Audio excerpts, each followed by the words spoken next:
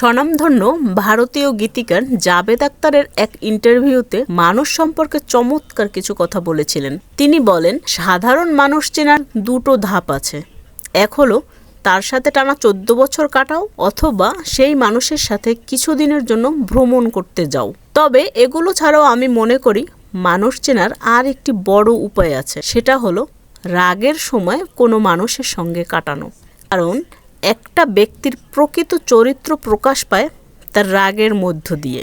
ভালো মানুষও রাগ করে, আবার নিকৃষ্ট মানুষও রাগ করে। রাগ সবারই আছে, এমনকি রাগে সবাই প্রতিপক্ষকে কথা শোনায়। কিন্তু পার্থক্য হলো একজন ভালো মানুষের ভাষা, এমনকি তার কার্যকলাপ রাগের সময়ও কিছু দিক দিয়ে সংযত থাকে। সে হয়তো কটু কথা বলবে, অপমান করবে, তবে তার ভাষা ও কার্যকলাপ নিকৃষ্টতম হবে না।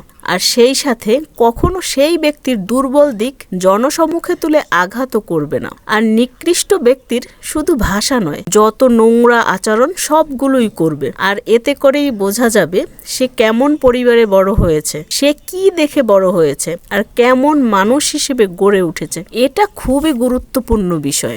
গীতিকারের কথার সাথে আমি সহমত। নিকৃষ্ট মানুষ রাগের সময় শুধু নোংরা ভাষা প্রয়োগ করে তা নয়, ব্যক্তির দুর্বলতা নিয়েও জনসম্মুখে আঙুলও তোলে। কোনো সময় ভাঙচুর, প্রহারের মতো ঘটনাও ঘটায়। আর যে সময় মানুষ এসব কাজ করে, খনিয়ে দেখা যাবে পারিবারিকভাবে তাদের মাঝে মানুষকে সম্মান না দেয়া বা কারো দুর্বলতা নিয়ে মানুষের সামনে খুঁচিয়ে কথা বলার চর্চা আছে।